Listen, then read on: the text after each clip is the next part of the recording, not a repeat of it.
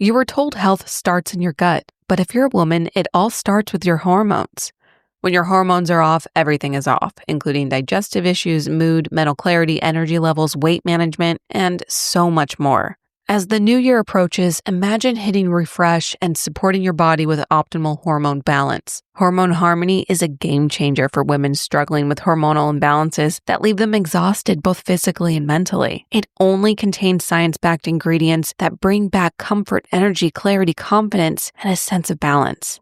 Perfect for enjoying the holidays and heading into the new year energized. Happy Mammoth, the company that produces Hormone Harmony, is famous for its zero-compromise policy. No GMOs, artificial fillers or flavors, or any other junk. Only science-backed ingredients in amounts that are clinically proven. The company surveyed almost 2,000 women to see how Hormone Harmony helped them, and the results are mind-blowing.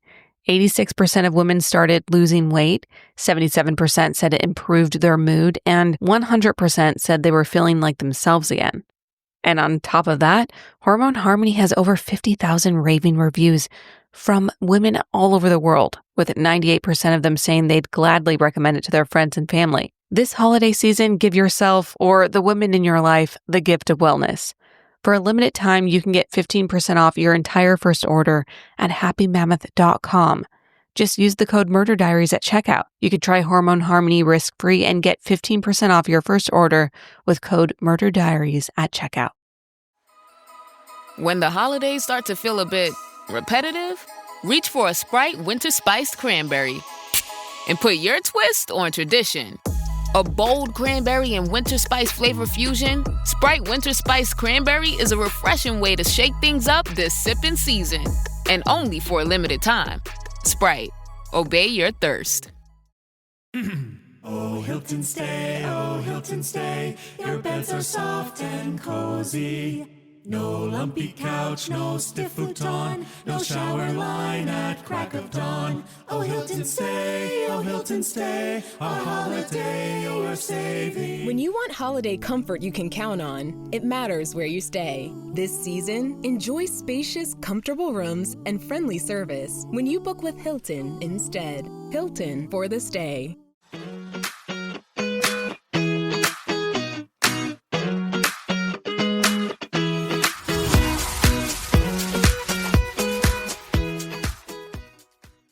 Welcome to Unscripted. I'm Natalie.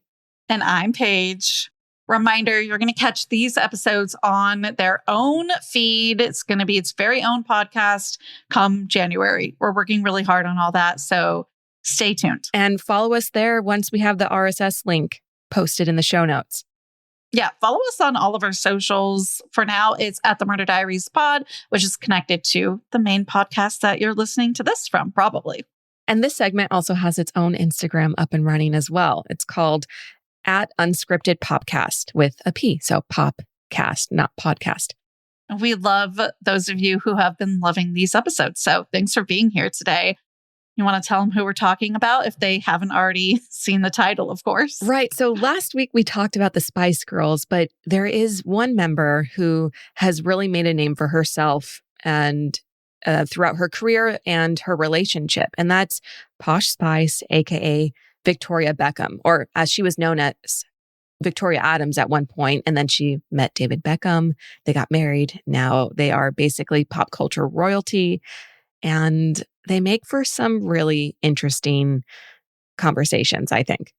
She really has made a name for herself, quite literally. She has her own label, her own fashion label. While David is a huge part of her life and has been for probably 25 years, 20, 30 years, a really long time. We'll get to the years of it from our notes and everything. But yeah, I mean, quite literally, she has her name on her own label. And it's so cool to watch their relationship throughout both of the documentaries that are out there.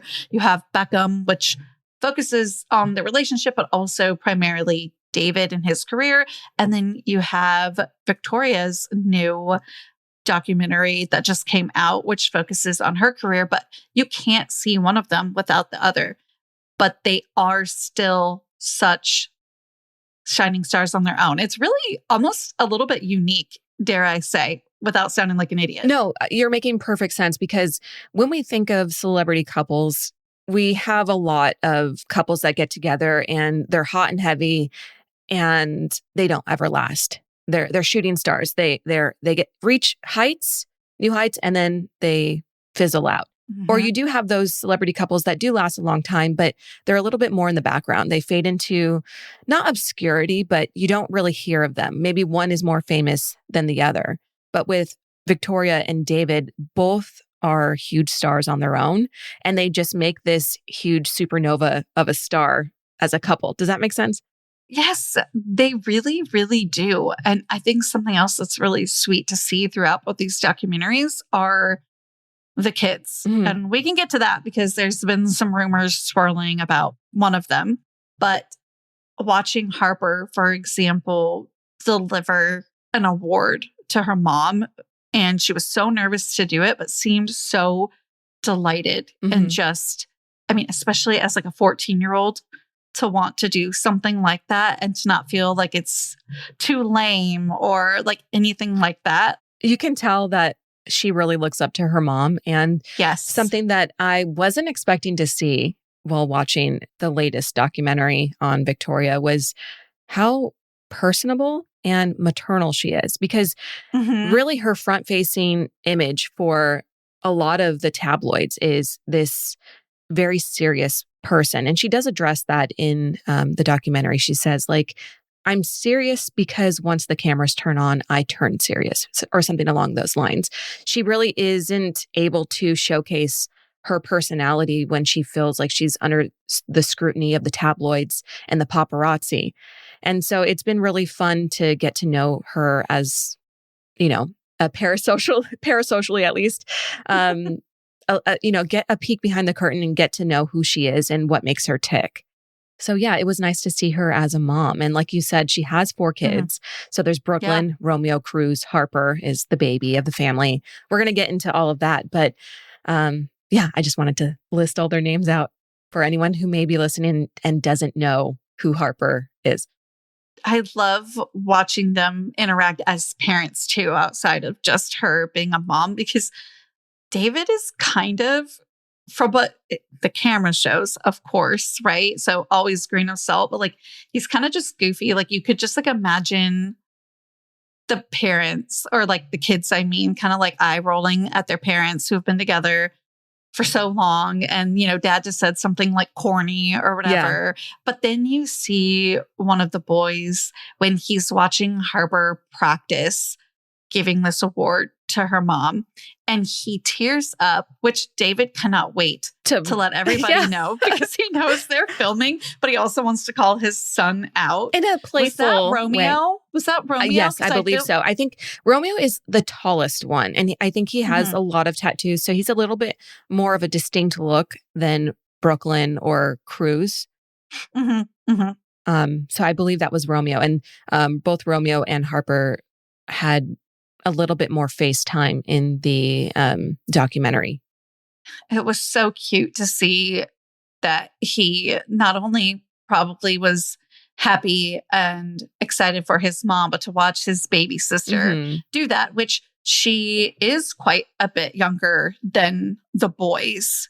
Victoria and David had Brooklyn when they were in like their mid-20s. So, like you said, we're going to get to the family part of it all. So she really is the baby of the family. Victoria was approaching 40 when she had her, but was still a couple of years away. She was around like 37 or so when she had her, I believe, give or take a year. So that was quite interesting to see and really, really sweet. And I think it just spoke to the family dynamic. I mean, David wanting to make sure that everybody knew kind of made me chuckle. And that's just because, I mean, this is an adult son, right? So it's not like he's like exploiting a child or anything at this point. So I just want to point that out. It was just playful and fun. And he wanted to make sure everyone saw that his son has a sensitive side and isn't I think embarrassed. It made him proud. Yeah. I think it made him proud. That's kind of how I saw it. Like, yeah, he was poking fun, but there was like a little bit of, there was not a little bit, there was a lot of love there for him to bring it up. Like he was proud of how much his children love each other, which also we'll get into with those rumors you mentioned just a little bit ago, eventually. Yes, those rumors are quite unfortunate. So stay tuned as we discuss the life of Victoria Caroline Adams, aka Beckham, AKA Posh Spice. aka Posh Spice, probably most importantly, right? Although she might disagree with that because in this documentary, she did mention that a microphone was like giving her PTSD or something. She did mention that, but she also did mention that Mel B, her co-Spice girl, Spice. yeah, her co-Spice, had told her, don't forget where you came from. And that made her really mad. It made her really mad, but then it made her appreciate it because she wanted people to know she hasn't forgotten where she came from. Yes. But I do wonder what that was about, saying like, oh, it's giving me PTSD or something. Like, was that more playful, or was she actually saying that there are some rougher memories of part of that time, like maybe towards the end, or maybe it's at the beginning? Like, who knows? Probably a little of both. I mean, she was famously, as we mentioned in the Spice Girls episode, famously the one where they did turn off the microphone. Mm-hmm. So it could be a little of this, a little of that. Yeah.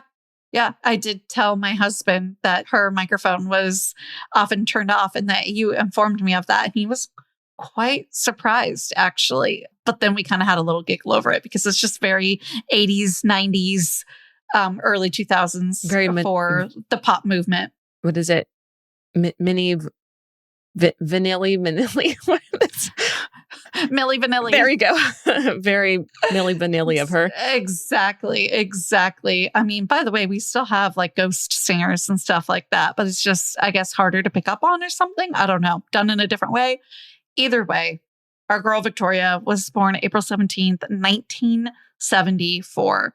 The fact that she is 51 and a half years old blows my mind, because I still kind of picture her as Posh, or maybe around the time after the Spice Girls, because they were in the tabloids so much while David was really becoming an absolute star in the soccer/football arena, if you will. Well, so especially in the early 2000s too, when they made their move from the UK to LA, when he joined the LA Galaxy, they were at another level of superstardom. They couldn't go anywhere without being photographed and harassed by paparazzi. And so it is really wild to think of her. That was already 20 years ago, and they've been able to sustain their brand, their image, their names in everyone's mouths, basically, for the last couple of decades. I have this picture in my head of another show they did around that time, maybe slightly after, maybe it was eking closer to 2010. And like, I'm seeing a near 40-ish Victoria and like a reality show. Like, did they do another show? I've been trying to figure this out. I can't find any information. But did they do some kind of show around this time? Because it's killing me, but I have this vague memory. There was a 1-hour show that aired on NBC called Victoria Beckham Coming to America. It aired in 2007. So that's probably the one you're talking about. That's got to be it, right? See, eking towards 2010, but not quite it yet. We're still in mid to later 2000s and 2007. I'm remembering the show. I don't remember much more about it other than like they had this show. And I remember watching it. Oh my It was gosh. her short blonde haircut era. Okay. Yeah, that was her that like moving to America time. Wow.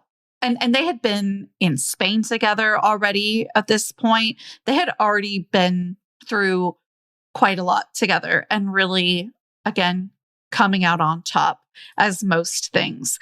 When she was younger, it wasn't necessarily always like that for her. She always says that she grew up working class, but David always kind of calls BS on that. But I kind of figured out what it is to me. Her dad was an entrepreneur. So I think it was a lot of feast or famine. And I did not grow up with this, but I did have friends who grew up with this, where a lot of people whose parents owned a specific business of their own. A lot of times it could be feast or famine. And they were always very hardworking, but you can't always control certain things when it comes to the economy. So I think that's what it was. And she then mentions something that David also mentioned, and she couldn't wait to bring it up, that in the first documentary, Beckham, from a couple of years ago, David mentions, like, you weren't working class. How about that Rolls Royce? Mm-hmm. And then I believe it's this documentary. I watched a lot of different things on Miss Victoria here, so I can't always remember, but I'm pretty sure it was this most recent documentary. I do know about the comment because I saw on TikTok when the first documentary came out. I never watched that one, but I watched... He said it in that one. Yeah, but I watched the newest one yesterday and this morning, and they didn't mention it. It might be in this newest documentary or something else I watched, because I was watching a lot of different things on Victoria. But one of the things her dad did once he had the money as like a gift to himself for his hard work or what he had built, what he had, how far he had made it at whatever this point was for him, he did buy a Rolls Royce. But I don't think this was necessarily a picture of their entire life or the entirety of her childhood. So again, I think there was a lot of feast or famine. I think people were making sacrifices sometimes, and then they were really enjoying some other things during other times, It was mentioned, I believe, that it wasn't a new Rolls Royce either. So that could be something to consider. It wouldn't cost as much right out of the gate as a brand new one. Something else that I think might make a difference when she says that she was working class growing up is that in the UK, they have a much different structure, societal structure, like hierarchy of classes. They have like the aristocracy, they have royalty.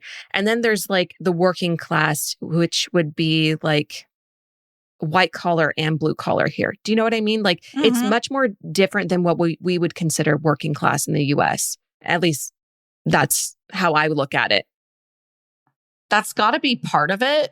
It just makes me laugh that David, who is also from the UK, was trying to give her crap. But I think he was more just exploring the fact that they had a Rolls Royce more than anything, and trying to call her out for saying she's something that she wasn't. Again, a lot of that feast or famine. And I think you're right. I don't really think they differentiate upper middle class, lower middle class, working class. Like we differentiate like 3 or 4 different classes, and then we have the billionaires. Because we don't have a royal family, and we don't have like aristocracy who are loosely linked to the royal family. So like, I can imagine it's a little bit different, but you're right. Even though David grew up similarly, he didn't have a Rolls Royce growing up. Exactly. So he's just, again, being a bit playful, which seems to be a theme with him, with his family. In the same vein, as we're talking about finances and what class they may or may not have been in, they were able to afford Jason Theatre School. After Victoria saw the movie Fame, which was like a huge movie in the 80s, while she would have been growing up. I would imagine that's private school, so it probably did cost something, but you never know what kind of scholarships people get. So we don't want to also be determining too much from that, but it's something. And then by 1991, she entered the Lane Theatre Arts School, where she began studying dance, which actually was a pretty big part of her childhood. She did do like a lot of dance. I know the documentary shared some videos of all that too. And she began doing modeling. And then she attended St. Mary's High School. And supposedly there's some resources that say that she was embarrassed by having a little bit of money and didn't want to be dropped off by said Rolls Royce in front of the school. But again, I think that just shows you how little she really connected to being somebody who had a Rolls Royce. Well, and her father had the Rolls Royce. She didn't, right? And that's something that we hear a lot from kids who grew up a little bit wealthy. It's like, yeah, the parents had that and the kids benefited from it, but it's not their money. You know what I mean? So she had to go out and make a name for herself on her own. And she did. And she did. By 20, she was auditioning and made it into the Spice Girls. So she's lucky it happened what seems like quickly when you're talking about it in the fashion that we're talking about it. But I mean, she's only 20 years old by this point. She's not even 20. This is March of 94. So. And I think she refers to herself in one of the documentaries as a performer. And we really do get a sense of Victoria as she knows the world's her stage and she's going to put her best foot forward. And we see that from the moment we meet her as Posh Spice. She's very put together. She is the one who, I believe, took the majority of the budget for the wardrobe. I think they mentioned that. She needed all her little Gucci dresses. Yeah. I mean, it's no shock that this is when David, she caught David's eye in that music video. We talked a little bit about this in last week's episode, but this is in that little cat suit, if you will. I think she called it something else, but I mean, it is like very form-fitting, and they filmed that in the desert. So you can only imagine, like, she's probably steaming hot in this little outfit, but unbeknownst to her, this music video comes out and David says, I'm going to marry her. And he did. So by like 22, I believe they were together, and he wasn't really, well, he's a few years younger than her. He's like a year and a half or so younger than her. But all that to say, he wasn't even a starting player yet. He was not the athlete that we know him to be today. He was not the household name yet, or barely building it at that time in a large scale that we know him to be today. Right. Yeah. The year was 1997. And like we've been trying to really let the audience, our listeners know, it really was a Spice world. Yes, that was what their movie was called. But like it was Spice Mania. Everything was about these 5 women in this band. And, they were everywhere. They had to keep their relationship a bit of a secret because of how big she was. And he, again, was just, he was a soccer player that, was probably promising, but like, yeah, it was secret because of her, not because of him. Right. He was a member of the Manchester United team. He was pretty clean cut at the time. He was very handsome, but he was very shy as well. I would say he probably always had the star power, but he hadn't accessed it yet at this point. And so they really were coming from 2 different universes. She was coming from this pop star world, and he was coming from a world of sports, right? And like you mentioned, he saw her in the music video, said he's going to marry that girl. And they ended up meeting when the Spice Girls went to see his team. And as the story goes, basically, he had noticed her, she noticed him, but he never came up to say hi to her because he was shy. And then for whatever reason, she wanted to give him her phone number because she was also very interested in how he looked. And there was a little bit of a spark when they did get to engage for a moment. And she wrote her phone number on a plane ticket and gave it to him. I didn't know that part of the story. The only part that I was really hearing about was from the Call Her Daddy interview, where she talked about him seeing her on that music video and saying that, which is obviously still part of it, because I don't think the Spice Girls would have gone to see them if some of that wasn't happening in the background, probably through their management. Somewhere somebody shared some kind of management, I think, and that's why they were able to make this all happen. But how cute to share it on like a plane ticket, like, come see me. What a perfect meet cute, right? It sounds a little bit like it should be in a movie. Yes. And I do want to correct myself, by the way, because, I get hung up on these things. They are just a year and a month apart, not even a year and a month. So they are a little closer in age than I was like recalling. But so, I mean, it was a perfect setup. They're near the same age. He's a budding star. She already is one. I mean, what a match. What a match. I actually believed he mentioned that she was worth more money when they met. So she was the one who bought their huge house that was lovingly referred to as Beckingham instead of Buckingham Palace. And it is a huge estate. So she was bringing a lot more into the relationship when they started. Obviously, he became what he is now throughout their marriage. But at the time, she was really the huge pop star.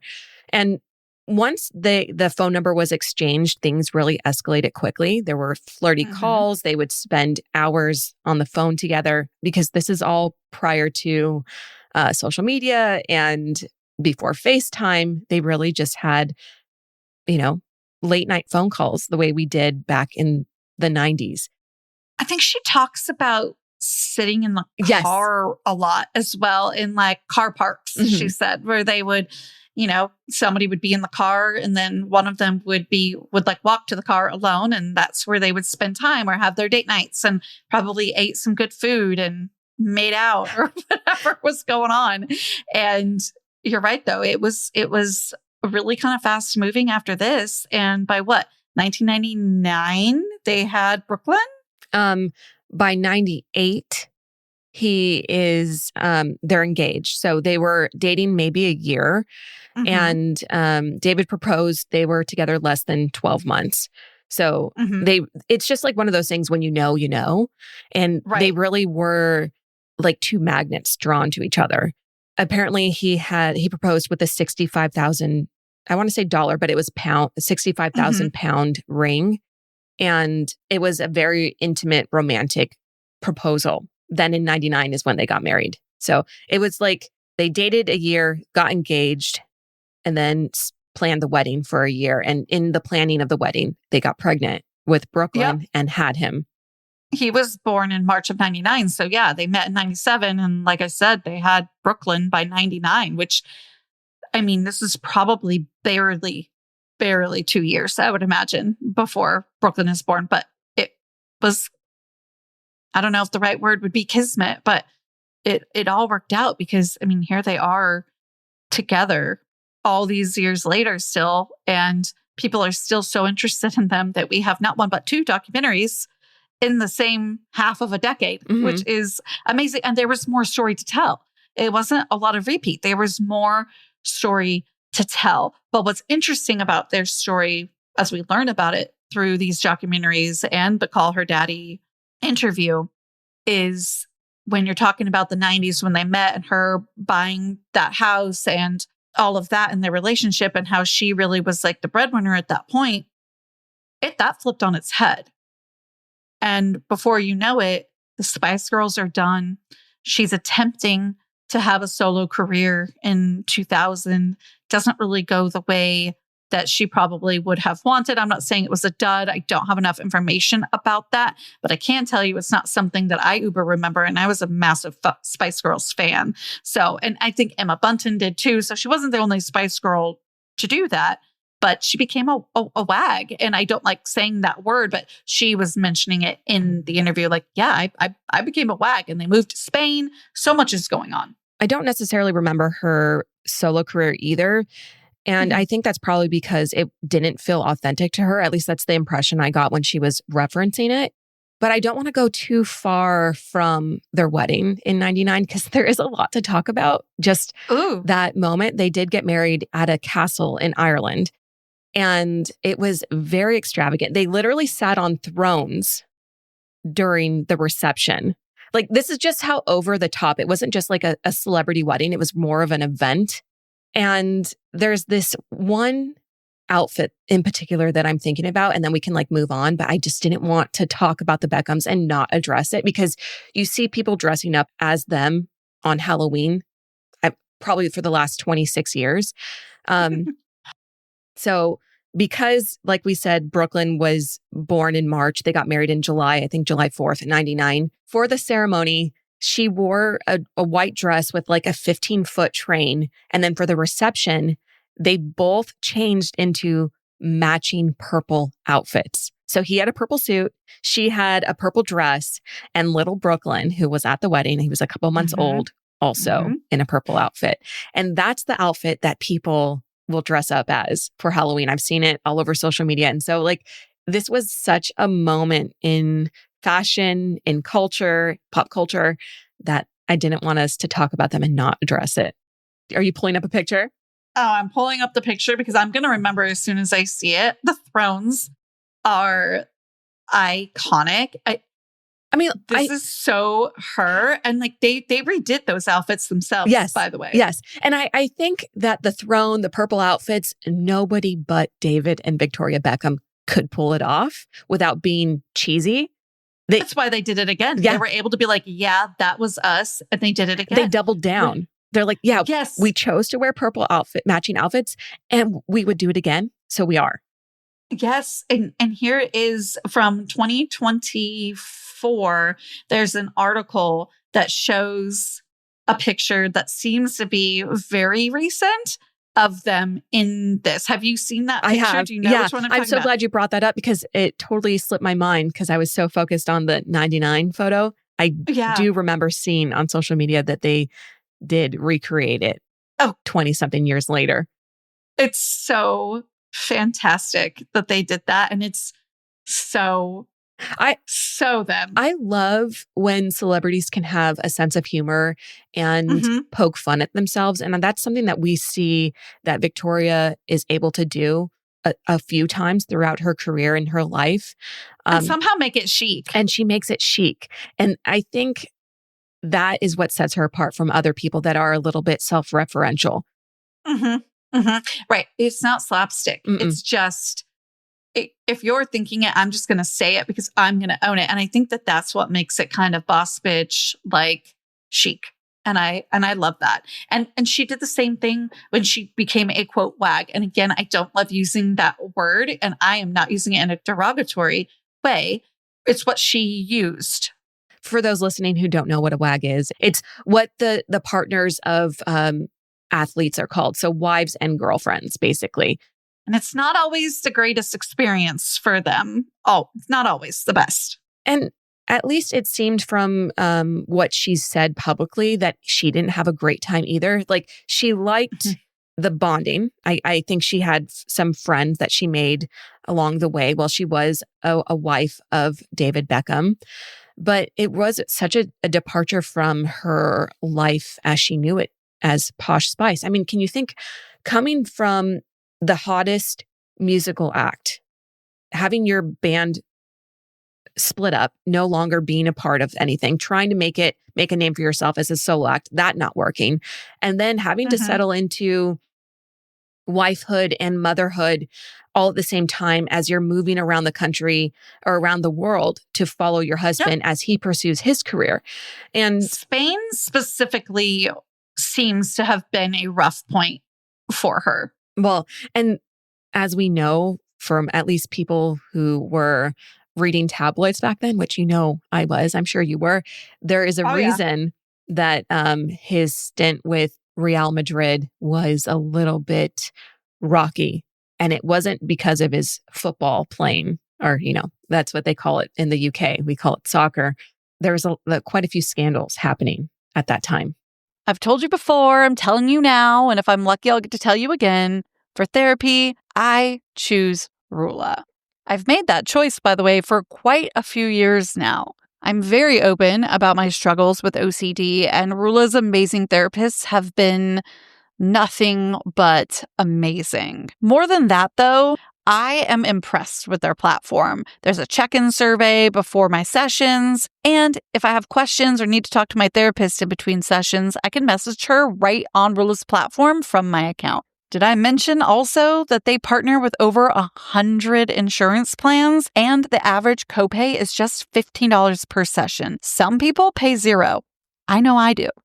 Rula is true to end care. They're committed to supporting you. I know I have felt supported, and staying with you every step of the way on your mental health journey, from finding that right therapist to helping you get those appointments scheduled. Join thousands of people who are already using Rula to get affordable, high-quality therapy that's actually covered by insurance. Visit rula.com/diaries to get started. After you sign up, you'll be asked how you heard about them. Please tell them about our show and let them know we sent you. That's rula.com/diaries. You deserve mental health care that works with you, not against your budget. The Who's Down in Who Newville were making their list, but some didn't know Walmart has the best brands for their gifts. What about toys? Do they have brands kids have been wanting all year? Yep. Barbie, Tony's, and Lego. Gifts that will make them all cheer. Do you mean they have all the brands I adore? They have Nintendo, Nespresso, Apple, and more. What about... So the Who answered questions from friends till they were blue. Each one listened and shouted, from Walmart? Who knew? Shop gifts from top brands for everyone on your list in the Walmart app. This episode is brought to you by Casamigos Tequila. What do you bring to a holiday party? Simple. A bottle of Casamigos. Because nothing gets the party started like a Casamigos margarita, which isn't just for summer. In fact, it's the perfect pour all year round. Casamigos is the gift that always feels right. Because anything goes with my Casamigos. Please drink responsibly. Imported by Casamigos Spirits Company, White Plains, New York. Casamigos Tequila, 40% alcohol by volume. This is Jason Momoa, and I'll be your finance professor today. Welcome to Banking Smarter 101 with Chime. Bam! First lesson, sign up for Chime and set up direct deposit. You'll be joining millions of members banking fee-free. Second lesson, get cash back on eligible purchases while building credit and a higher APY on your savings. That's how you bank smarter this season. Fa-la-la-la-la, class dismissed. Join Chime today. Chime is a financial technology company, not a bank. Banking services and a secure Chime Visa credit card provided by the Bancorp Bank N.A. or Stride Bank N.A. Members FDIC. Optional services and products may have fees or charges. Details at chime.com/feesinfo. With a qualifying direct deposit, earn 1.5% cash back on eligible secure Chime Visa credit card purchases. On-time payment history may have a positive impact on your credit score. Results may vary. APY means annual percentage yield. Learn about credit building and more at chime.com.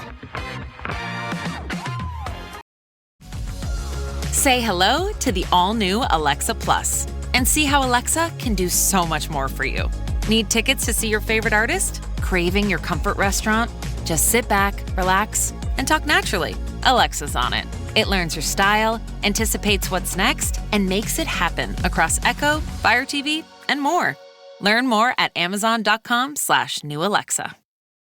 Did we ever get confirmation on any of those scandals? Or are they still believed to be true, but sort of left within their personal lives a bit in terms of what's confirmed that actually happened and didn't actually happen? So from my impression, David and Victoria acknowledged them to an extent of it was a very difficult time. And he acknowledges that he didn't like to see her hurting.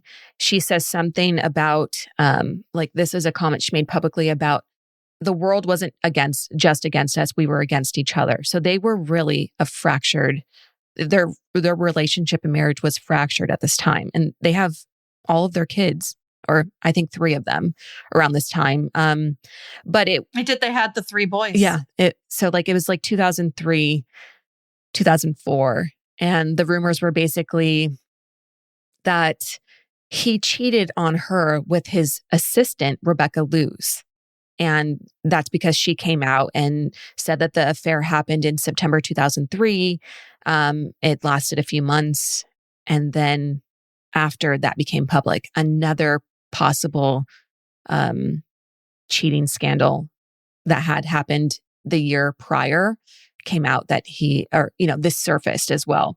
So obviously at the time he denied the allegations, but now that they're coming out and in their own words acknowledging that that was a very turbulent time for them, I feel like that's them addressing it enough to say, you don't need to know all the details, but something did happen and we survived it. Some shit went down. Yeah. Yeah. If you think about it, you've got Victoria who's going through probably a bit of what I'm just going to kind of term loosely as an identity crisis before 30 or as she, crosses over 30. They're living in a different country.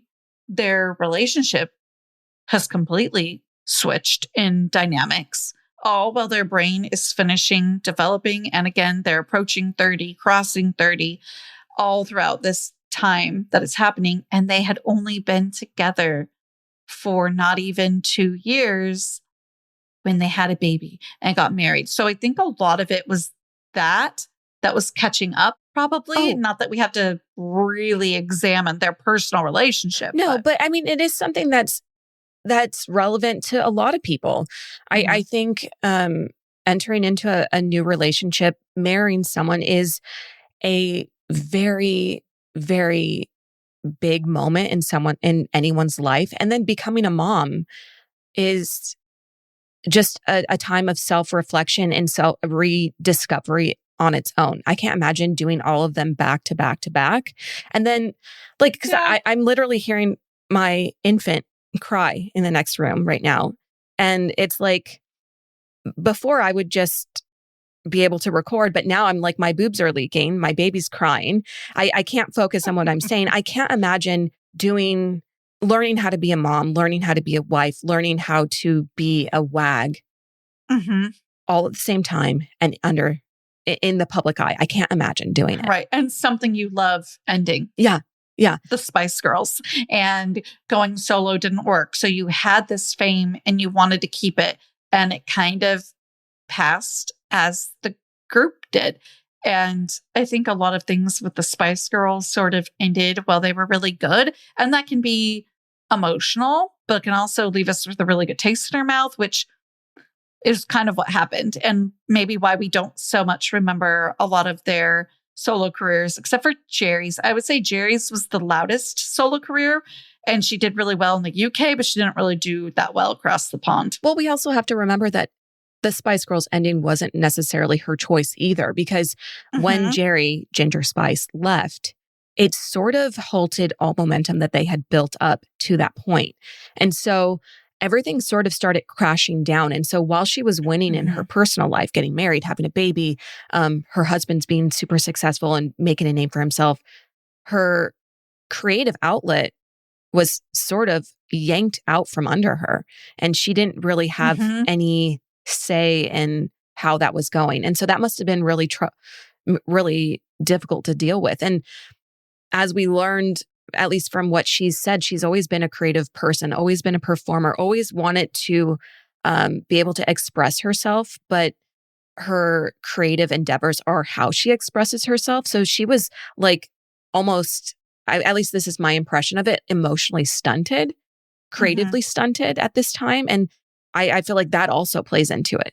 Absolutely. We're talking about somebody that went to theater school, continued to train while she was in high school at another school. You know, like she was working really hard at that and loved it. And we're talking about the Spice Girl that auditioned with a show tune from Cabaret. Love it. So this is her outlet, or it was at one time. That was her creative outlet. And I think that that's why we really see her come into her own and really want to own it when she started getting into fashion, which I think fit her brand by the time that she did it. But she did really have to prove herself, because let's face it, it's a lot different than music. So is this just somebody designing and you're slapping your name on it? Like, a lot of people really doubted. And I think she has proved herself throughout the years that this is something that she works really hard at, and that like her blood, sweat, and tears are behind it. And I think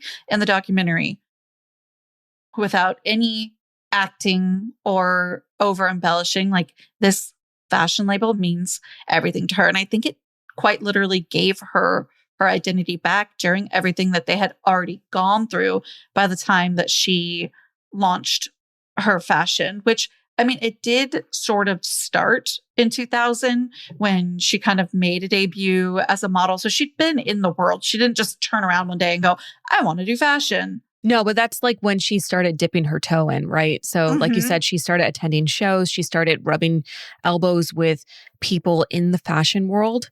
And then, as she's trying to discover where she's going to be, what she's going to do with her life, David gets transferred to the LA Galaxy. They have to make the move across the pond from the UK, or I think they were in Spain at the time. So they moved from Spain to LA, worlds apart from what they were used to. But much better for her in the end. Right. I believe she acknowledged that there was a sort of shift. It felt like they were able to come together as a family again. They were away from the noise that was happening after the cheating scandal, after everything that had happened there. She's now in LA. They sort of get situated with the kids. And that's in 2007, 2008 is when she officially launches Victoria Beckham, the label. In 2008, yeah. And by 2011, it was like a fixture in New York Fashion Week. So I don't know how short of a time period that is for any other labels. I mean, it feels short. Certainly cool. 3 years. And in that, you could imagine. Yeah. In that time, she's also raising children. She is launching her business. She has a fourth child, Harper, her daughter. In 2011. So like things are happening. The same year. Yeah. Right? Yeah. It's the same year. You have a baby the same year that you go to Fashion Week. That is crazy. Now, it wasn't all perfect. David was a massive supporter though, and did fund a lot. And I don't know the ins and outs of everything, but there was definitely some business difficulties by 2018, which is a decade of being open. They were losing millions of pounds. It basically was £4 million a day. Like that's a lot. The business was basically a money pit. And it's not for lack of talent or lack of quality pieces either. It was just like she acknowledges, I didn't go to business school. I'm an entertainer. I don't know how to run a business. And we later find out that they were spending $70,000 a year on office plants and then another $15,000 on top of that for someone to water those plants every day. I have that in my notes as well. And I find it astonishing that the plants cost more than the person. Than the person you're hiring to water them.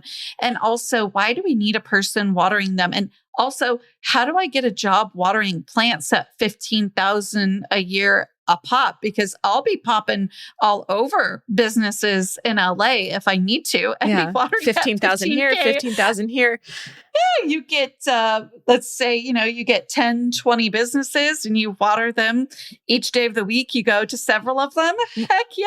I want to start watering some rich people's plants. Well, like how many plants? Celebrities' plants. How many plants is $70,000 worth? Like what were they? Very rare plants? Were there just an abundance of them? Like, did it look like a jungle in her office? I don't know. I say this all the time, and I do not like to fully diagnose people, but I don't think Victoria is neurotypical, which and a lot of studies are showing like up to like 50% of people on this planet might not be neurotypical. So then does that make them typical though? Like if, right? If there are so many. Let's call her neurodiverse. Right? Yeah, I feel like that's neurodiverse. It's a better word, but then what do we call the people who aren't neurodiverse? I don't know, but we can still call them. We're all a little bit different, right? So that's where the diversity comes from. I really see a lot in her with my like psych and counseling background that like brings some of it up. But whether it's tendencies, whether she is like, that's all, we're not diagnosing anybody, but I see some really cute quirks. Let's put it that way as well. Not that we are trivializing being neurodiverse to being quirky and cute. Okay. But I'm saying in her specifically, there's some quirks that are really cute, but part of being neurodiverse oftentimes is special interests. And I think we must have a special interest in plants. Also being neurodiverse oftentimes might come with some form of hoarding certain items. And my grandma was super into plants as well. And so I can just like keep picturing Victoria almost like my grandma or something, like a little too over plants, like a little bit too many plants that need to be watered, too many pots, too much soil, too much. It's like we're always dealing with plants. Like when we moved my grandma one time, it was never ending getting all of the plants off of a small patio because she had already moved down to a smaller home and then we were moving her somewhere smaller in her later years. So not to make this about my grandma, but like I just kind of kept thinking about that. Like it brought that up to me and I'm like, oh my gosh, she must have just really bought, yes, expensive plants, but also an abundance. And where are all these plants going? I want to know. And how big could this building have been? Like what building could they have needed that was big enough to house $70,000 worth of plants? So I would like to know. You know what's funny? It might be like a generational fascination or interest because in that same documentary, the one that we keep referencing that just came out on Netflix, yes, there's a David's moment. Garden. Yes. Well, there's a moment though when we visit her parents at their home and they're in the garden and they're very proud and they're literally shutting the greens trash as the camera crew, comes to them. And they make a note to say, we planted every single plant on this property. What you're looking at is everything we've done with our bare hands. So like, I wonder if it's a little bit of a shared interest that she has with her mom and dad, or she must have learned a lot growing up, if that's because you don't just turn into that overnight, right? So she probably did learn a lot. So obviously they all have green thumbs. She just has someone else water hers. Right. Because if she's traveling and she can't be there to water plants that there's enough of to amount to $15,000 a year to do so. I also think it's just if it's a job, somebody has to make some form of a living wage doing it, right? Like if these celebrities and brands and offices of very profitable businesses need somebody watering plants, to have somebody that's willing to do that as a livelihood, right? They've got to make as much of a livable wage as they can. Now, $15K is not a livable wage, but if you do that again for 10, 20, you could make a lot of money, 10 or 20 businesses. How long does it take to water plants? Well, that's also what I want to know, right? Because it's probably a mix of expensive and the sheer number of plants. So it's probably a combination of that cost $70,000 a year. And I know it probably seems like we're focusing a really long time on this moment, but it was so wild. Of a big deal. It was a big deal. And it addresses like why they were losing money, the fact that they were in the red every day, every month, and for years. And they really couldn't get themselves out of this hole that they had dug. So she had to seek a business partner outside of her relationship and business partnership with David. They partnered with someone else. His name's escaping me, but he almost didn't partner with them. And that would have been the end of the Victoria Beckham label. But I guess as he talks about it, he had the meeting with Victoria. He saw the stuff. He liked it, but he realized, there's too much like wrong, or, it would be too hard to turn this around. So he told her no. And then I guess he went to dinner with his wife and she looked beautiful. And he said, "What dress are you wearing?" And she said, "Oh, this is Victoria Beckham." And that sort of lit a fire under him to realize, oh, this is something that's very,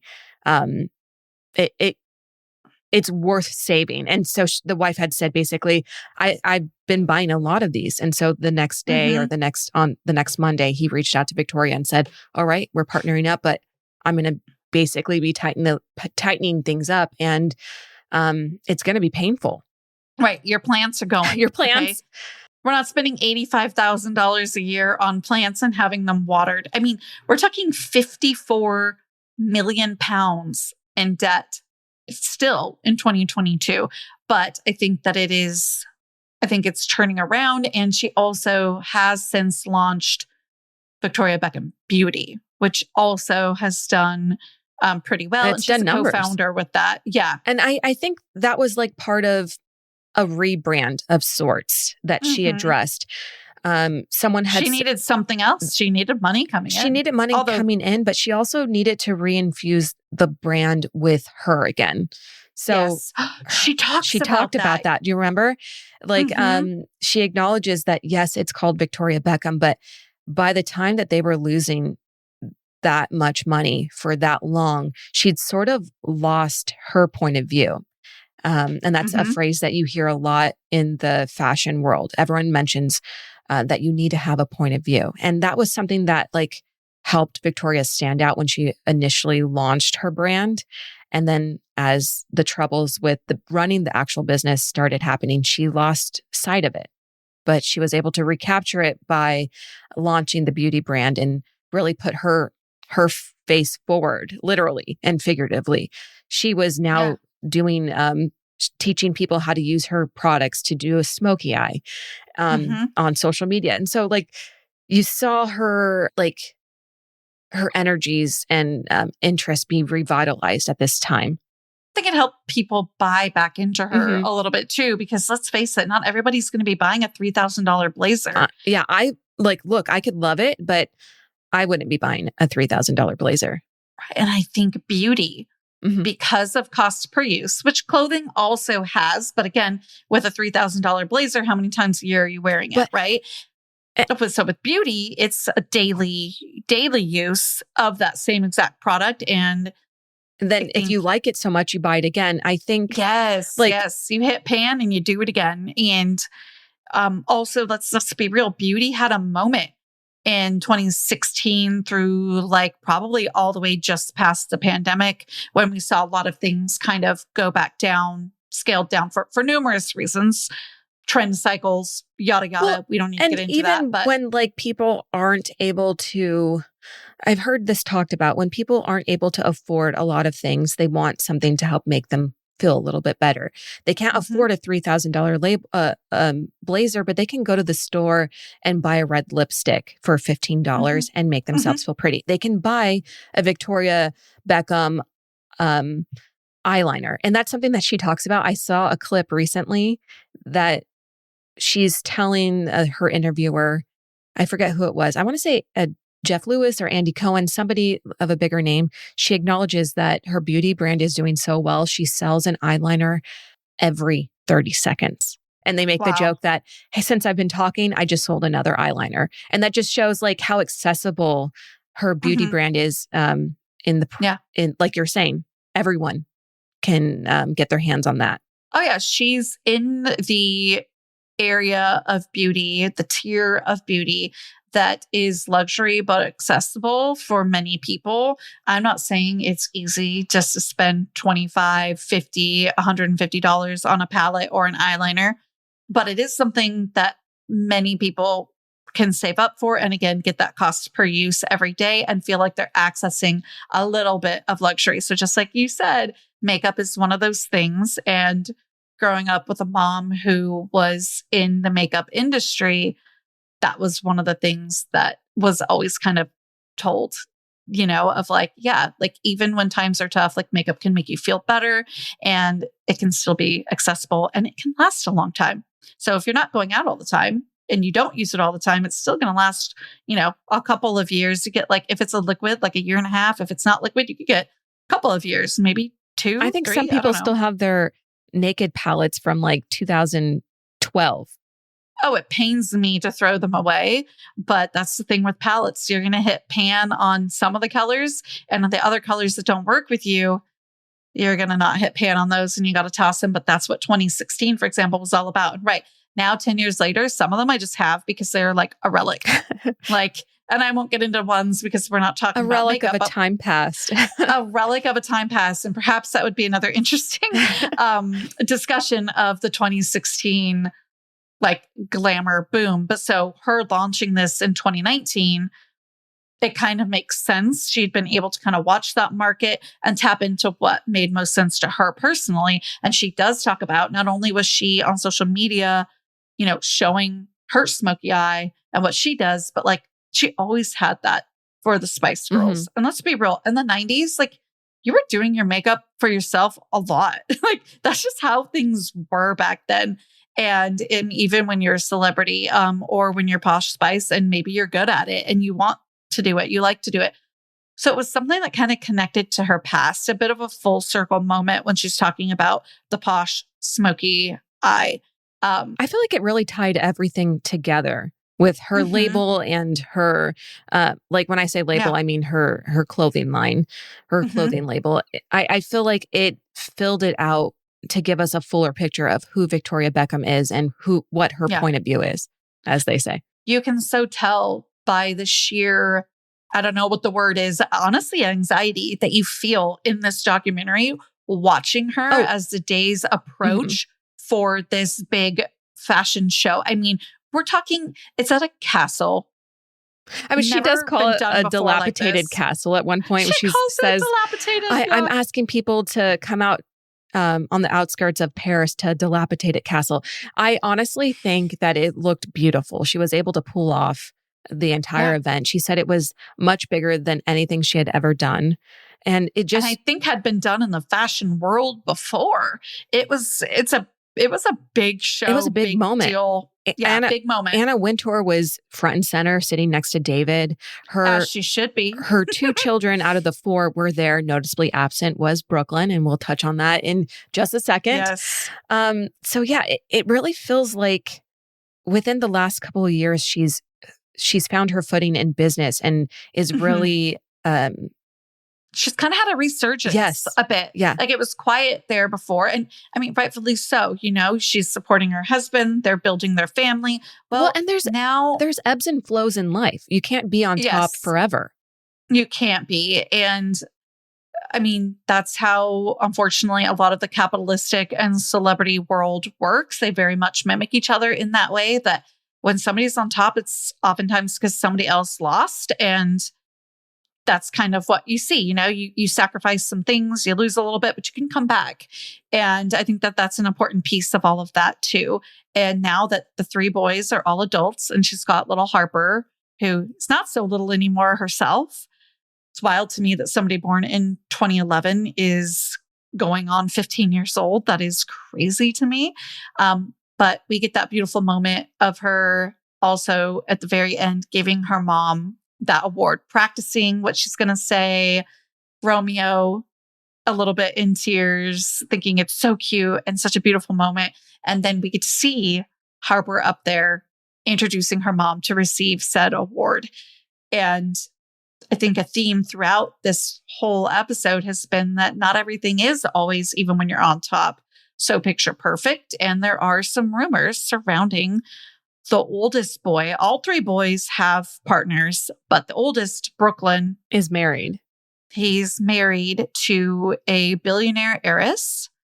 And there might be some contention there, specifically regarding a wedding dress. Okay, yeah. So apparently the wedding incident, the feud's origins are likely traced back to their 2022 wedding.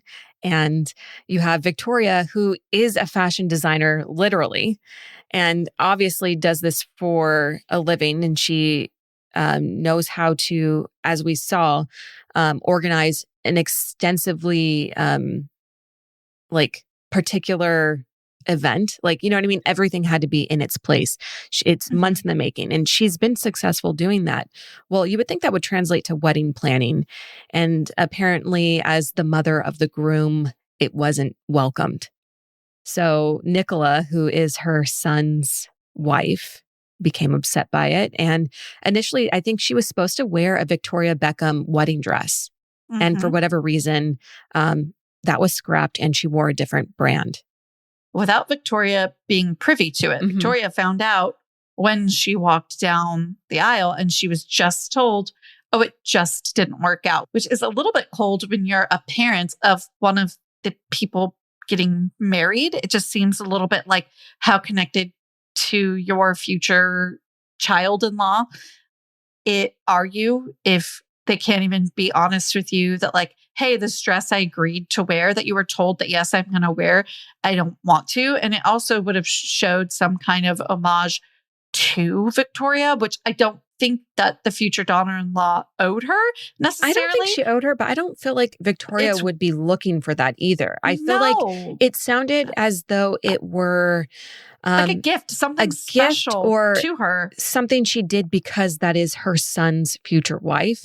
And agreed. It felt like that. It doesn't feel like, oh, I want you to wear this and it's going to be such a big event. Like it honestly, I almost feel like she would be the type of person like, oh, I don't want to do it. And then was talked into doing it. Did it, spent months, because we know there were several fittings, because that's just how wedding dresses go. You don't just pick it off the rack and wear it. You get it fitted months out, weeks out, a couple days before the wedding.